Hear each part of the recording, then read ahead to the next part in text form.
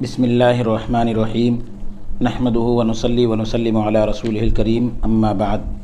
معزز سامعین اکرام، السلام علیکم ورحمۃ اللہ وبرکاتہ۔ وعلیکم السلام ورحمۃ اللہ۔ باب العلم انواریہ ایجوکیشنل سوسائٹی و جامعہ انواریہ حیدرآباد انڈیا کے زیر اہتمام تفسیر مظہری کا سلسلہ وار درس جاری ہے۔ بیات سیدہ کائنات حضرت فاطمۃ الزہرا رضی اللہ تعالی عنہا، سورہ نساء کی آیت نمبر 160 سے آج ہمارے درس کا آغاز ہے۔ اعوذ باللہ من الشیطان الرجیم، بسم اللہ الرحمن الرحیم۔ فبظلم من الذین ہادوا حرمنا علیہم طیبات احلت لہم وبصدہم عن سبیل اللہ کثیرا۔ سو بوجہ ظلم ڈھانے یہود کے، یعنی یہودیوں کے ظلم کرنے کی وجہ سے ہم نے حرام کر دیں ان پر وہ پاکیزہ چیزیں جو حلال کی گئی تھیں ان کے لیے، اور بوجہ روکنے یہود کے اللہ کے راستے سے بہت لوگوں کو، یعنی اللہ کے راستے سے یہودیوں کے لوگوں کو روکنے کی وجہ سے، یعنی ہم نے ان پر بہت ساری حلال چیزیں ان پر حرام کر دی۔ بتلایا جا رہا ہے اس ظلم عظیم کے سبب، یہ اب حضرت تشریح فرما رہے ہیں، اس کی تفسیر کر رہے ہیں کہ اس ظلم عظیم کی وجہ سے جس کا ذکر پہلے ہو چکا ہے کہ انہوں نے وعدہ توڑا، اللہ تعالیٰ کی آیات کا انکار کیا، انبیاء کو قتل کیا، حضرت مریم پر بہتان لگایا اور فخریہ انداز میں یہ کہا کہ ہم نے حضرت عیسیٰ علیہ السلام کو قتل کیا۔ تو اب جو چیزیں پہلے حلال تھی انہیں حرام کر دیا، جن کا ذکر سورہ انعام میں ہو چکا ہے۔ وعلی الذین ہادوا حرمنا علیہم طیبات، کہ یہودیوں پر اچھی چیزیں جو ہے حرام ہو گئی، وہاں سے لے کر وَإِنَّا لَصَادِقُونَ تک نازل ہوئی۔ یہ بھی احتمال موجود ہے، یعنی یہ بھی ہو سکتا ہے کہ اس سے مراد جنت کی طیبات ہو، جنت کی پاکیزہ چیزیں ہوں۔ اس کے مناسب اللہ تبارک و تعالیٰ کا یہ کلام ہے وَأَعْتَدْنَا لِلْكَافِرِينَ۔ یہ احتمال بھی ہو سکتا ہے کہ اس سے دنیا میں پاکیزہ رزق مراد ہو، اور یہ احتمال یعنی اندیشہ کہ اس سے مراد پاکیزہ رزق مراد ہو، اور تحریم سے مراد انہیں محروم کرنا، اور تکوینی امر کے ذریعے، یعنی جو اللہ کی طرف سے جو حکم ہوتا ہے، جو امر ہوتا ہے، تحریم یعنی محروم کرنا، حرام کرنا۔ تحریم سے مراد یعنی حرام کرنے سے مراد ان کو محروم کر دینا، اور تکوینی امر کے ذریعے انہیں ان چیزوں سے پھیر دینا، ان چیزوں سے پھیر دینا مراد لیا جائے، اس کے باوجود کہ دنیا میں ان کے پاس رزق تھا، اللہ تعالیٰ نے انہیں اس چیز سے محروم کر دیا، صرف حرام اور خبیث رزق ہی کھاتے ہیں، یہاں تک کہ جہنم کی آگ ان کے زیادہ مناسب ہوتی ہے۔ رسول اللہ صلی اللہ علیہ وآلہ وسلم نے فرمایا ہر گوشت جو حرام سے، جہنم کی آگ ان کے لیے زیادہ مناسب ہوتی ہے، جی جہنم کی آگ کے زیادہ حقدار ہے، یعنی وہ رسول اللہ صلی اللہ علیہ وآلہ وسلم نے فرمایا ہر گوشت جو حرام سے بنا ہے آگ اس کے زیادہ مناسب ہے، یعنی اس کو جہنم کی آگ چھوئے گی۔ سبیل سے مراد ایمان اور حضور صلی اللہ علیہ وسلم کی اطاعت ہے۔ کثیرہ یا مفعول بہ ہوگا، یعنی انہوں نے بے شمار لوگوں کو روکا، یا مفعول مطلق ہے اور مصدر محذوف کی صفت ہے۔ اگلی آیت کا نمبر 161۔ وَأَخْذِهِمُ الرِّبَا وَقَدْ نُهُوا عَنْهُ وَأَكْلِهِمْ أَمْوَالَ النَّاسِ بِالْبَاطِلِ وَأَعْتَدْنَا لِلْكَافِرِينَ مِنْهُمْ عَذَابًا أَلِيمًا، اور بوجہ ان کے سود لینے کے، یعنی سود لینے کی وجہ سے، حالانکہ منع کیے گئے تھے اس سے، یعنی سود سے، اور بوجہ ان کے کھانے کے لوگوں کے مال ناحق، اور تیار کر رکھا ہے ہم نے کافروں کے لیے ان میں سے عذاب دردناک، یعنی انہیں جو ہے تورات میں سود کھانے سے منع کیا گیا تھا، روکا گیا تھا۔ اس میں یہ بھی دلیل ہے کہ نہیں جو ہے حرمت کو واجب کرتی ہے۔ باطل طریقے سے مال کھانے کا مطلب یہ ہے کہ وہ رشوت، دھوکہ، غصب اور دوسرے حرام طریقوں سے مال کھاتے تھے۔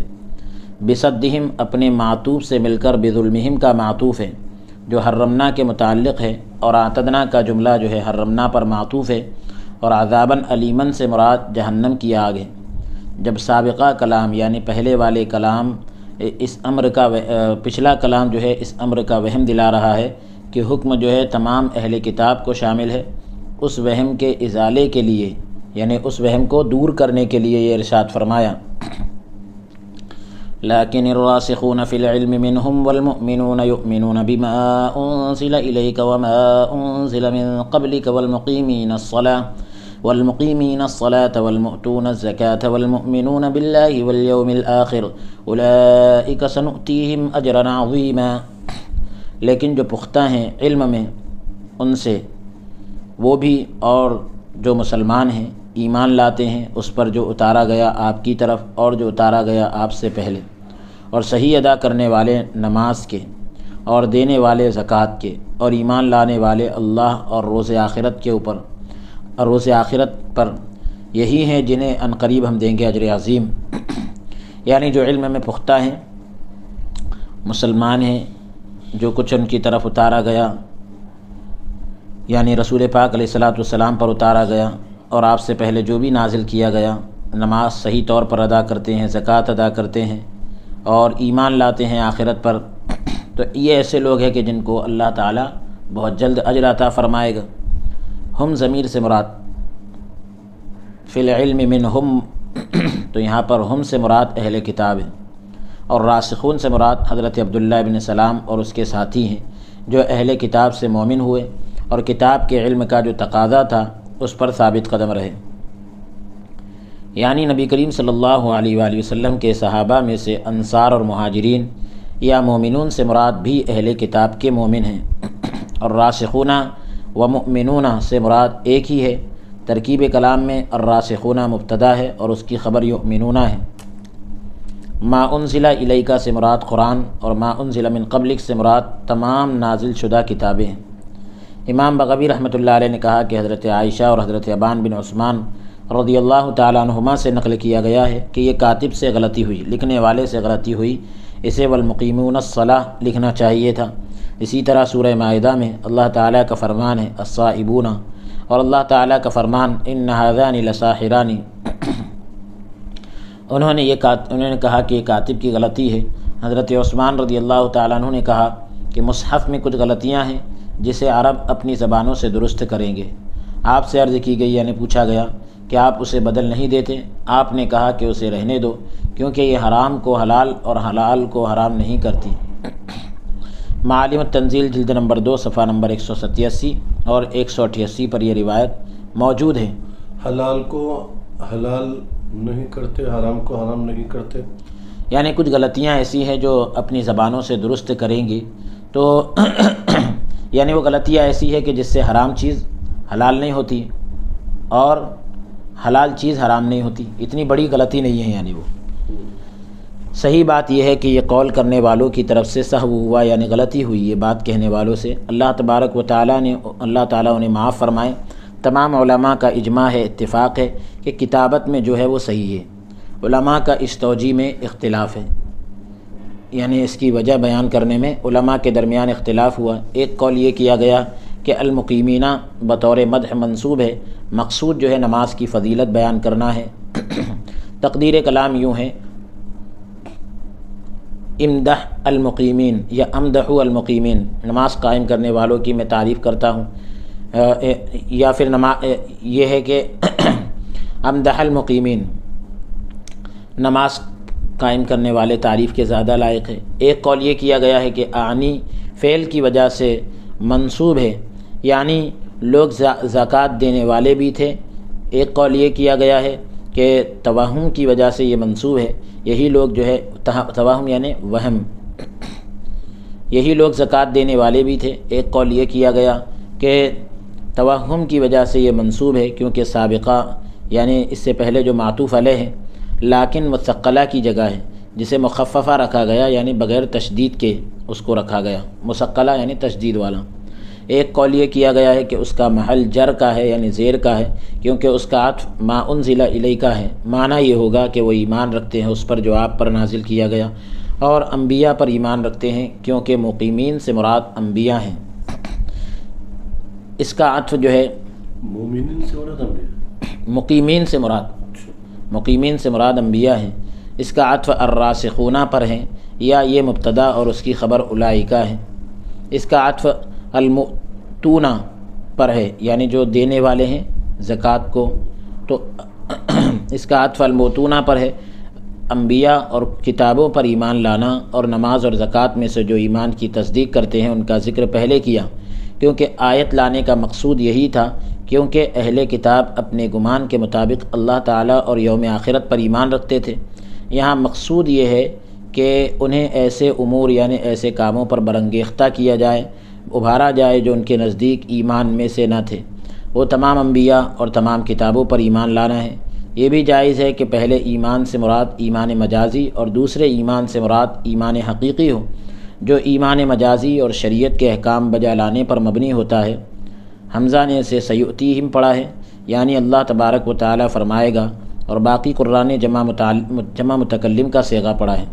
ابن اسحاق نے حضرت ابن عباس رضی اللہ عنہما سے روایت کیا ہے کہ عدی بن زید نے کہا کہ ہم نہیں جانتے کہ اللہ تعالیٰ نے حضرت موسیٰ علیہ السلام کے بعد کس بشر پر کوئی چیز نازل کی ہو، کسی انسان پر کوئی چیز نازل کی ہو، تو اللہ تعالیٰ نے اس آیت کو نازل فرمایا، اِنَّا أَوْحَيْنَا إِلَيْكَ كَمَا أَوْحَيْنَا إِلَى نُوحٍ وَالنَّبِيِّينَ مِن بَعْدِهِ وَأَوْحَيْنَا إِلَى إِبْرَاهِيمَ وَإِسْمَاعِيلَ وَإِسْحَاقَ وَيَعْقُوبَ وَالْأَسْبَاطِ وَعِيسَى وَأَيُّوبَ وَيُونُسَ وَهَارُونَ وَسُلَيْمَانَ وَآتَيْنَا دَاوُودَ زَبُورًا۔ آیت نمبر 162 سورہ نساء۔ بے شک ہم نے وحی بھیجی آپ کی طرف جیسے وحی بھیجی ہم نے نوح علیہ السلام کی طرف اور ان نبیوں کی طرف جو نوح علیہ السلام کے بعد آئے۔ وحی بھیجی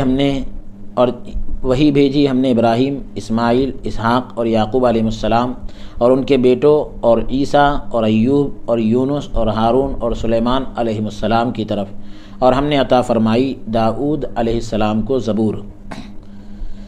سب سے پہلے حضرت نوح علیہ السلام کا ذکر فرمایا، کیونکہ آپ بھی حضرت آدم علیہ السلام کی مثل یعنی ان کی طرح جو ہے ابو البشر ہیں، تمام انسانوں کے جو ہے آپ والد گرامی ہیں۔ اللہ تبارک و تعالیٰ نے فرمایا وَجَعَلْنَا ذُرِّيَّتَهُ هُمُ الْبَاقِينَ۔ دوسری وجہ یہ ہے کہ آپ انبیاء شریعت میں سے پہلے ہیں، شریعت کے جتنے بھی انبیاء ہیں ان میں سب سے پہلے حضرت آدم علیہ السلام ہیں، اور شرک سے ڈرانے والے بھی پہلے ہیں، یعنی سب سے اول ہیں۔ یہی پہلی ہستی ہیں جن کی دعوت کو رد کرنے کی بنا پر، ٹھکرانے کی بنا پر ان کی امت کو عذاب کا سامنا کرنا پڑا، اور آپ کی دعا کی وجہ سے زمین والوں کو ہلاک کیا گیا۔ آپ ہی انبیاء میں سے سب سے طویل یعنی لمبی عمر پانے والے تھے، اور آپ کا معجزہ آپ کی ذات میں رکھا گیا۔ آپ 950 سال تک اپنی قوم میں رہے، نہ آپ کا کوئی دانت گرا، نہ کوئی بال سفید ہوا، نہ قوت یعنی طاقت کم ہوئی۔ آپ نے ساری عمر اپنی قوم کی اذیتوں پر یعنی تکلیفوں پر صبر کیا۔ آپ کے بعد والے انبیاء سے مراد حضرت ادریس، حضرت ہود، حضرت صالح، حضرت شعیب اور دوسرے انبیاء ہیں علیہم السلام۔ اسباط سے مراد حضرت یعقوب علیہ السلام کی اولاد ہیں، یا تو آپ کے 12 بیٹے مراد ہیں یا ان کی اولاد میں سے انبیاء بنی اسرائیل ہیں۔ حضرت عیسیٰ علیہ السلام، حضرت ایوب، حضرت یونس، حضرت ہارون اور حضرت سلیمان علیہ السلام کا ذکر جو ہے ان کی فضیلت کے لیے کیا ہے، اگرچہ یہ بھی انبیاء بنی اسرائیل میں سے ہیں۔ آتینا داود زبورا کا اوحینا پر عطف ہے۔ اعمش اور حمزہ نے زبور کو زا کے ضمہ کے ساتھ یعنی پیش کے ساتھ پڑھا ہے۔ یہ وہ کتاب ہے جو حضرت داؤد علیہ السلام پر نازل کی گئی۔ امام بغوی رحمۃ اللہ علیہ نے کہا کہ اس میں تحمید، تمجید اور اللہ تعالیٰ کی ثنا تھی یعنی تعریف تھی۔ حضرت داؤد علیہ السلام جنگل کی طرف نکل جاتے اور کھڑے ہو کر زبور پڑھتے۔ آپ کے ساتھ بنو اسرائیل کے علماء بھی کھڑے ہو جاتے، وہ آپ کے پیچھے کھڑے ہوتے اور آپ لوگ علماء کے پیچھے کھڑے ہوتے۔ جن درجہ بدرجہ لوگوں کے پیچھے کھڑے ہوتے، پہاڑوں میں رہنے والے جانور آتے جو زبور سن کر تعجب کرتے ہوئے آپ کے سامنے کھڑے ہو جاتے، اور پرندے ان کے سروں پر پھیلائے ٹھہر جاتے۔ کہتے ہیں کہ رفرف الطائر بجناحیہ، اس سے مراد یہ ہے کہ جس چیز پر پرندہ منڈلا رہا ہوتا تھا تو اس پر گرنے کے لیے وہ پھر وہ جو ہے پر پھیلا لیتا تھا تاکہ ٹھیک اسی چیز پر گرے۔ حضرت ابو موسیٰ اشعری رضی اللہ تعالیٰ عنہ سے روایت ہے کہ رسول اللہ صلی اللہ علیہ وآلہ وسلم نے فرمایا، کاش تم مجھے گزشتہ رات اس وقت دیکھتے جب میں تیری قرات سن رہا تھا۔ تجھے آل داؤد کی سروں میں سے سر دی گئی، یعنی ان کی لہنوں میں سے ایک لہن دی گئی، اور یہ روایت صحیح مسلم کتاب الفضائل القرآن باب استحباب تحسین الصوت بالقرآن جلد نمبر 1 صفحہ نمبر 268 پر موجود ہے۔ حضرت ابو موسیٰ رضی اللہ تعالیٰ عنہ نے عرض کی یا رسول اللہ صلی اللہ علیہ وسلم، اللہ کی قسم اگر میں جانتا ہوتا کہ آپ سن رہے ہیں تو میں اسے مزید حسین بناتا، یعنی اور اچھا پڑھنے کی کوشش کرتا۔ معالم التنزیل جلد نمبر 2 صفحہ نمبر 190۔ حضرت عمر رضی اللہ تعالیٰ عنہ جب آپ کو دیکھتے تو فرماتے ابو موسیٰ ہمیں کچھ نصیحت کرو، تو حضرت ابو موسیٰ آپ کو قرآن حکیم پڑھ کر سناتے۔ وَرُسُلًا قَدْ قَصَصْنَاهُمْ عَلَيْكَ مِن قَبْلُ وَرُسُلًا لَّمْ نَقْصُصْهُمْ عَلَيْكَ وَكَلَّمَ اللَّهُ مُوسَىٰ تَكْلِيمًا، آیت نمبر 164۔ اور جیسے وحی بھیجی، یہ وضاحت کے لیے لفظ حضرت نے ذکر کیا، اور دوسرے رسولوں پر جن کا حال بیان کر دیا ہے ہم نے آپ سے اس سے پہلے، آپ کو یعنی اس سے پہلے حال بیان کر دیا، اور ان رسولوں پر بھی جن کا ذکر ہم نے اب تک نہیں کیا، آپ سے نہیں کیا، اور کلام فرمایا اللہ تعالیٰ نے موسیٰ علیہ السلام سے خاص کلام، یعنی وحی کے تعلق سے بتلایا جا رہا ہے کہ جن رسولوں پر بھی وحی بھیجی گئی ان کا حال ہم نے آپ سے پہلے بیان کر دیا۔ رسولاً فعل مضمر کی وجہ سے منصوب ہے جس پر اوحینا دلالت کرتا ہے۔ تقدیر کلام یوں ہوگی وارسلنا رسولاً، یعنی اس دن سے پہلے ہم نے بیان کیا، مثلاً یعنی مثال کے طور پر حضرت آدم علیہ السلام، حضرت شیس علیہ السلام، حضرت ادریس علیہ السلام، حضرت زکریہ علیہ السلام، حضرت یحییٰ علیہ السلام، حضرت ذوالکفل علیہ السلام اور دوسرے انبیاء اکرام۔ حضرت ابو ذر رضی اللہ تعالیٰ عنہ سے روایت ہے کہ میں نے عرض کی یا رسول اللہ صلی اللہ علیہ وسلم سب سے پہلے نبی کون تھے؟ فرمایا حضرت آدم۔ میں نے عرض کی وہ نبی تھے؟ فرمایا ہاں۔ ان سے کلام کیا گیا۔ میں نے عرض کی کتنے رسول تھے؟ فرمایا 313 کی ایک بڑی جماعت۔ حضرت ابو امامہ رضی اللہ تعالیٰ عنہ حضور صلی اللہ علیہ وآلہ وسلم سے روایت کرتے ہیں کہ میں نے عرض کی یا رسول اللہ صلی اللہ علیہ وسلم انبیاء کی کل کتنی تعداد ہے؟ فرمایا 1,24,000۔ ان میں سے رسول 315 کی ایک بڑی جماعت تھی۔ الدر المنصور جلد نمبر 2 صفحہ نمبر 436۔ اسے امام احمد اور ابن ابی حاتم نے روایت کیا۔ امام حاکم نے ضعیف سند کے ساتھ روایت کیا نیز، یعنی اس کے ساتھ ابو یعلا اور ابو نعیم نے حلیہ میں حضرت انس رضی اللہ تعالیٰ عنہ سے روایت کیا کہ رسول اللہ صلی اللہ علیہ وآلہ وسلم نے فرمایا کہ اللہ تعالیٰ نے 8,000 انبیاء مبعوث فرمائے، یعنی بھیجے، 4,000 بنی اسرائیل میں سے اور 4,000 دوسرے لوگوں میں سے۔ یہ اس کے لیے حوالے کے لیے بھی در المنصور جلد نمبر 2 صفحہ نمبر 436 دیکھیے۔ ابن حبان نے اپنی صحیح میں، حاکم اور ابن عساکر اور حکیم ترمذی نے نوادر الاصول اور عبد بن حمید نے حضرت ابو ذر رضی اللہ تعالیٰ عنہ سے روایت کیا ہے۔ میں نے عرض کی یا رسول اللہ صلی اللہ علیہ وسلم انبیاء کتنے تھے؟ فرمایا 1,24,000۔ میں نے عرض کی یا رسول اللہ صلی اللہ علیہ وسلم ان میں سے رسول کتنے تھے؟ فرمایا 313 کی ایک بڑی جماعت۔ پھر فرمایا 4 ان میں سے بانی ہیں، یعنی بنیاد رکھنے والے ہیں، حضرت آدم علیہ السلام، حضرت شیس علیہ السلام، حضرت نوح اور حضرت خنوخ علیہ السلام۔ یہی حضرت ادریس علیہ السلام ہیں، یہی وہ پہلی ہستی ہے جنہوں نے قلم سے لکھا۔ 4 عربوں میں سے ہیں، حضرت ہود، حضرت صالح، حضرت شعیب اور آپ کے پیارے نبی۔ بنی اسرائیل میں سے پہلے جو ہے حضرت موسیٰ علیہ السلام تھے، اور آخری حضرت عیسیٰ علیہ السلام تھے۔ سب سے پہلے نبی حضرت آدم علیہ السلام تھے، اور سب سے آخری آپ کے نبی ہیں، یعنی نبی رحمت صلی اللہ علیہ وسلم ہیں۔ تو 4,000 جو ہے دوسرے لوگوں میں سے تھے۔ یہ آیت اس بات پر دلالت کرتی ہے کہ انبیاء کی بعینہ، یعنی ہو بہو معرفت، یعنی پہچان، ایمان کی صحت کے لیے شرط نہیں، ایمان کے صحیح ہونے کے لیے شرط نہیں، بلکہ شرط یہ ہے کہ تمام انبیاء پر ایمان لایا جائے۔ اگر تمام کی معرفت شرط ہوتی تو اللہ تعالیٰ سب کا ہم پر ذکر کرتا۔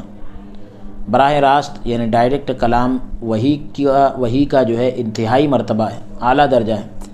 ان انبیاء جو ہے انبیاء بنی اسرائیل میں سے حضرت موسیٰ علیہ السلام کو منتخب فرمایا، یعنی چنا، جبکہ اللہ تبارک و تعالیٰ نے حضور صلی اللہ علیہ وآلہ وسلم کو مزید فضیلت دی، یعنی اور زیادہ فضیلت عطا فرمائی اور درجات کو بلند کیا، جس کا ذکر اس آیت میں ہے۔ ثم دنا فتدلی فکان قاب قوسین او ادنی فاوحی الی عبدہ ما اوحی۔ حضور صلی اللہ علیہ وآلہ وسلم کو وہ تمام فضائل عطا کیے جو دوسرے انبیاء کو دیے گئے تھے، جبکہ مزید عظمتوں سے نوازا۔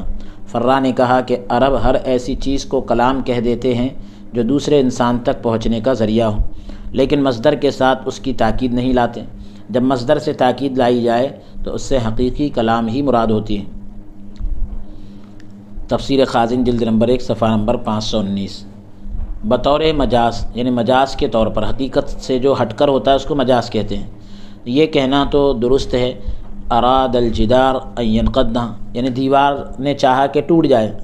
دیوار کب چاہے گی ٹوٹنا، لیکن ایک کہہ دیتے ہیں حقیقت میں نہیں، مجاز میں، یعنی بھائی ایسا لگ رہا ہے کہ اب دیوار ٹوٹے گی تو بول دیتے ہیں اراد الجدار ان ينقض، لیکن یہ کہنا درست نہیں، اراد الجدار دیوار نے ارادہ کیا۔ ایک یہ عرف عام ہے۔ اگلی آیت کا نمبر 165، رسلا مبشرین ومنذرین لئلا یکون للناس علی اللہ حجۃ بعد الرسل وکان اللہ عزیزا حکیما۔ رسول خوشخبری دینے والے، یعنی سارے رسول خوشخبری دینے والے ہم نے بھیجے، اور ڈرانے کے لیے، تاکہ نہ رہے لوگوں کے لیے اللہ تعالیٰ کے ہاں کوئی عذر رسولوں کے بعد، اور اللہ تعالیٰ غالب ہے، حکمت والا ہے۔ یعنی اب کوئی نہ مانے تو یہ اس کی مرضی ہے۔ بطور مدح جو ہے یہ منصوب ہے رسولاً، تعریف کے طور پر، یعنی مدح یعنی تعریف کے طور پر۔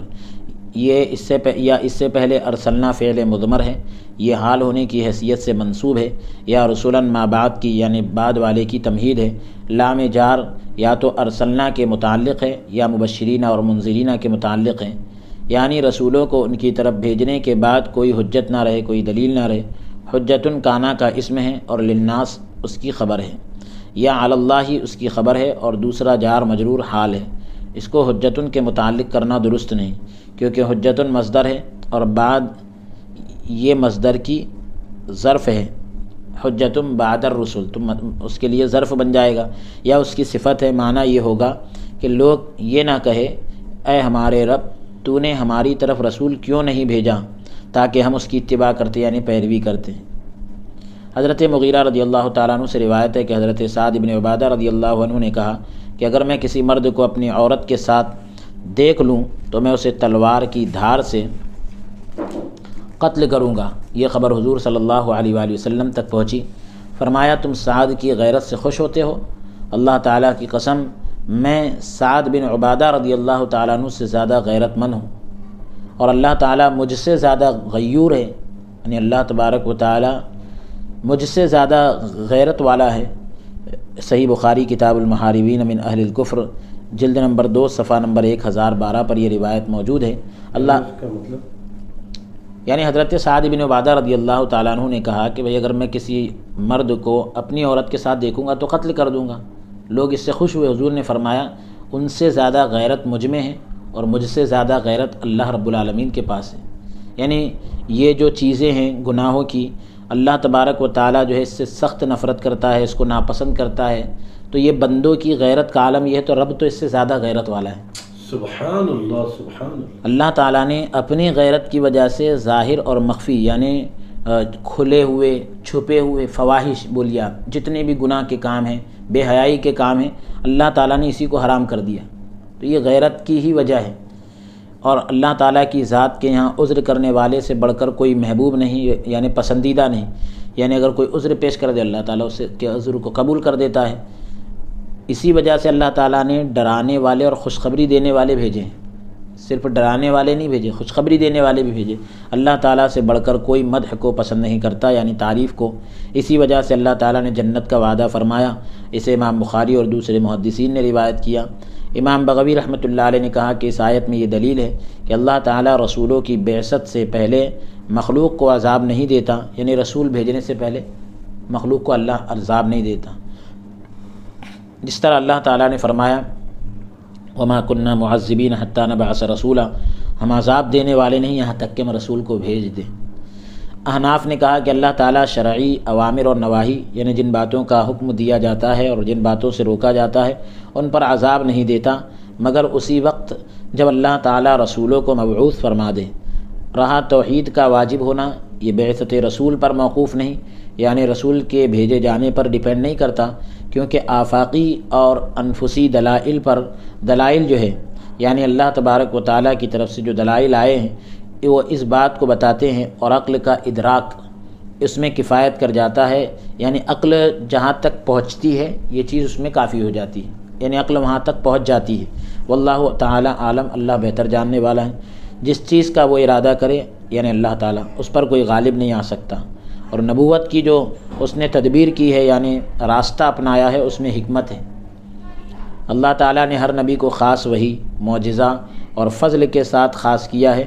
حضور صلی اللہ علیہ وسلم کو تمام مخلوقات کی طرف مبعوث کرنے یعنی بھیجنے اور تا قیامت بعثت کی وجہ سے، اور تا قیامت یعنی قیامت تک کے بھیجے جانے کی وجہ سے تمام انبیاء کے کمالات سے نوازا۔ ابن اسحاق اور ابن جریر نے حضرت ابن عباس رضی اللہ تعالیٰ عنہما سے روایت کیا ہے کہ یہودیوں کی ایک جماعت رسول اللہ صلی اللہ علیہ وآلہ وسلم کی خدمت میں حاضر ہوئی۔ حضور صلی اللہ علیہ وسلم نے انہیں فرمایا، اللہ تعالیٰ کی قسم، تم جانتے ہو کہ میں اللہ تعالیٰ کا رسول ہوں؟ وہ کہنے لگے، تم جانتے ہو کہ میں اللہ تبارک و تعالیٰ کا رسول ہوں؟ وہ کہنے لگے، ہم اس کو نہیں جانتے۔ یہ جو روایت ہے تفسیر تبری جلد نمبر 6 صفحہ نمبر 22 پر ہے۔ امام بغوی رحمۃ اللہ علیہ نے کہا کہ مکہ مکرمہ کے رؤساء یعنی سردار حضور صلی اللہ علیہ وآلہ وسلم کی بارگاہ اقدس میں حاضر ہوئے، کہنے لگے، اے محمد صلی اللہ علیہ وسلم، ہم نے تمہارے اور تمہاری صفات کے متعلق یعنی آپ کی خوبیوں کے بارے میں یہودیوں سے سوال کیا، پوچھا، تو انہوں نے کہا وہ آپ کو نہیں جانتے۔ یہودیوں نے کیا کہا؟ نہیں جانتے۔ تو اللہ تعالیٰ نے ما بعد آیت کو یعنی جو اس کے بعد آیت آ رہی ہے اس کو نازل فرمایا۔ یہ جو شان نزول بتلایا گیا معالم التنزیل جلد نمبر 2 صفحہ نمبر 191 سے لیا گیا۔ آیت کیا ہے سماعت فرمائیں۔ 166 لیکن اللہ یشہد بما انزل الیک انزلہ بعلمہ والملائکۃ یشہدون وکفی باللہ شہیدا۔ لیکن اللہ تعالیٰ گواہی دیتا ہے اس کتاب کے ذریعے جو اس نے آپ کی طرف اتاری ہے، کہ اس نے اتارا ہے اپنے علم سے، اور فرشتے بھی گواہی دیتے ہیں، اور کافی ہے اللہ تعالیٰ بطور گواہ کے طور پر اللہ کافی ہے۔ اللہ تعالیٰ قرآن حکیم کے ذریعے آپ کی نبوت کی گواہی دیتا ہے، یعنی حضور پاک علیہ السلام کی نبوت کی گواہی دیتا ہے، جو نظم اور معنی کی وجہ سے معجز ہے، یعنی اس میں خود ایک معجزہ ہے اس کے الفاظ اور معنی کو دیکھ کر، اور آپ کی نبوت پر دلالت کرتا ہے۔ اپنے علم خاص کے ساتھ نازل فرمایا، وہ ماضی اور مستقبل کے مغیبات کا علم ہے، یعنی پچھلے دور اور آنے والے دور کی چھپی ہوئی باتوں کو بتاتا ہے قرآن، اور قرآن کی تالیف کا علم، جس کی چھوٹی سے چھوٹی صورت کی مثل لانے سے یعنی اس کی مختصر سی صورت کی مثال لانے سے عاجز رہے، یا ان لوگوں کا علم جو نبوت اور کتاب کے منزل بننے کے اہل تھے، یعنی کتاب کے اتارے جانے کے لائق تھے، اسی علم کے سبب لوگ اپنی دنیا اور آخرت کی اصلاح کے لیے اسی کے محتاج ہوئے، یعنی جو بڑے مہارت رکھتے تھے علم کے اندر، ان کو اپنی دنیا اور آخرت کی درستگی کے لیے اسی قرآن کا سہارا لینا پڑا۔ سبحان اللہ سبحان اللہ۔ پہلی دونوں صورتوں میں جار اور مجرور فاعل سے حال ہے، اور تیسری صورت میں مفعول سے حال ہے۔ یہ بھی جائز ہے کہ وہ مفعول مطلق ہو۔ تقدیر کلام یوں ہوگی یعنی اس طرح ہوگی، انزلہ انزالا متلبسا بعلمہ۔ یہ جملہ جو ہے ما قبل کی یعنی پہلے والے جملے کی تفسیر ہے، وضاحت ہے۔ فرشتے بھی آپ کی نبوت کی شہادت دیتے ہیں، کیونکہ وہ ظاہر ہو کر جنگ میں آپ کی مدد کے لیے آتے ہیں، جس طرح غزوہ بدر میں ہوا۔ اللہ تعالیٰ نے آپ کی نبوت پر جو دلائل قائم کیے وہ کافی ہیں، غیر سے استشہاد کی ضرورت نہیں، شہادت طلب کرنے کی ضرورت نہیں۔